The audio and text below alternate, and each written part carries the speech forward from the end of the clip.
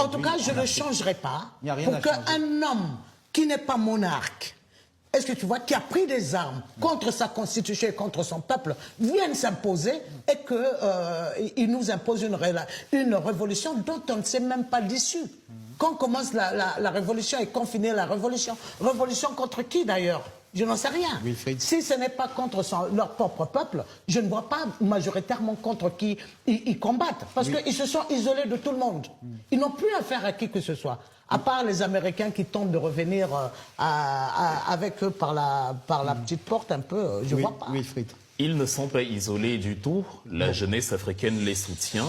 Il faut sortir du tropisme occidentalo-centré qui consiste à dire que si les Français, les Allemands ne vous aiment pas, vous êtes isolés.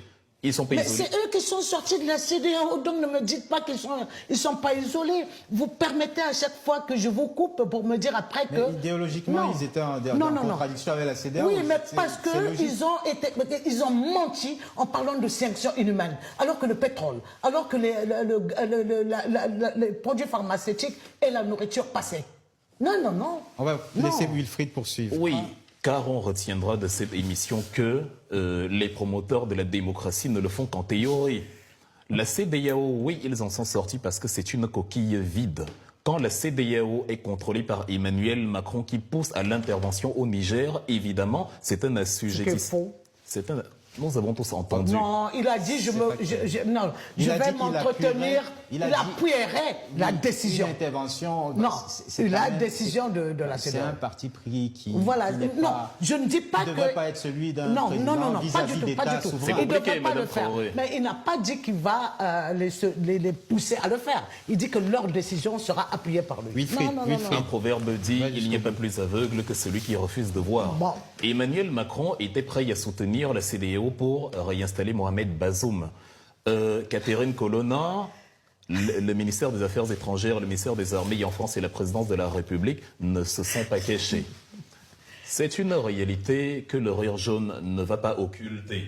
Donc à Mais partir de c'était là, un président élu, bon sang. Sadio, il faut qu'il aille au bout de son développement. Donc à partir de là, Massoud Pezeshkian également est un président élu. Mais la même coalition occidentale veut assassiner méthodiquement les dirigeants iraniens. Pourtant, même le guide suprême est élu sur un principe similaire à celui de la chancelière allemande. Ce n'est pas le peuple allemand qui élit le chancelier, pas du tout. C'est le Bundestag.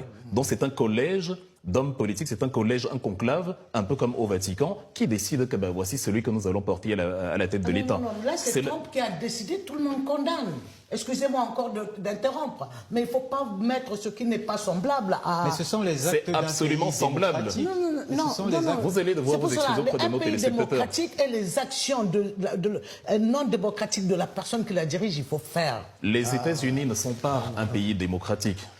Ils ne le sont pas. Ils ont des apparences de démocratie, mais ils ne le sont pas. Il y a d'ailleurs moins de pluralité et de partis politiques d'envergure aux États-Unis que dans certains pays qualifiés de moins démocratiques.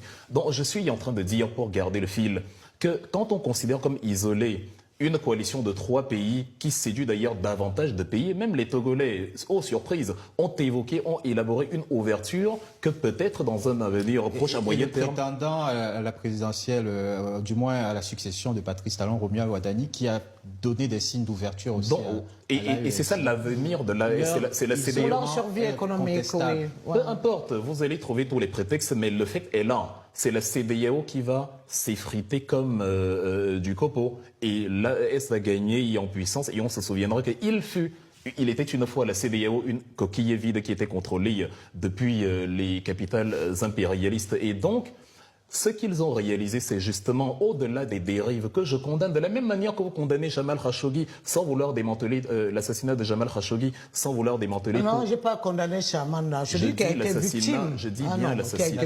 Vous n'écoutez pas, Madame Traoré. Je condamne comment ça s'est fait, je condamne celui qui l'a fait, je condamne celui qui l'a tué et qui a toujours les égards. C'est tout à fait ce que Wilfried Ekanga a dit. Poursuivre. Donc, j'ai pas compris alors. Oui, effectivement, d'où la nécessité que nous nous écoutions.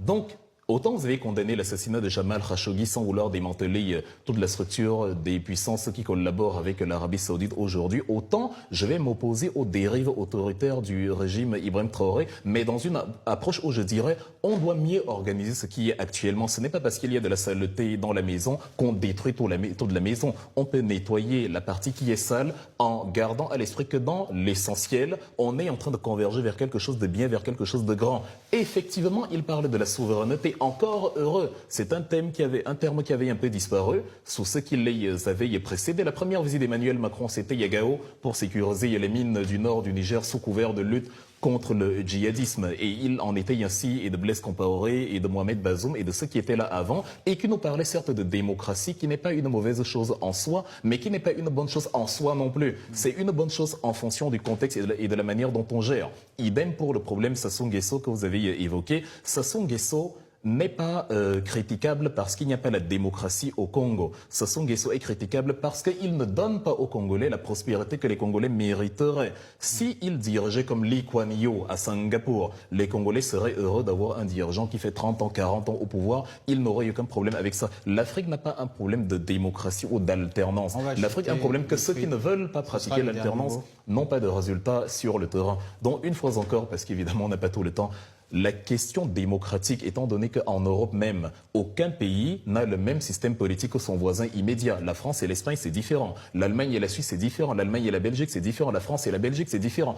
Tout est différent. Ce n'est donc pas à l'Afrique qu'on va imposer un système précis. L'Afrique doit trouver son système à lui, qui doit tirer sa crédibilité du fait que, même s'il n'est pas parfait, on converge quelque part. Je n'ai pas l'impression que Ibrahim Traoré est là pour profiter du luxe du pouvoir. Il ne vit pas dans l'opulence, c'est pas le tapis rouge, c'est pas la Java qu'il mène, c'est un militaire qui reste militaire. Donc on voit bien qu'il a une vision politique pour son pays, elle peut être imparfaite, mais au moins on voit qu'il y a le cheminement. Et quand il y a des imperfections, plutôt que de s'enfermer dans le principe qu'il faut l'alternance, même si on sait que ce n'est pas ça qui équipe les militaires, on doit plutôt se dire à considérer donc actuellement il est pour une durée certaine.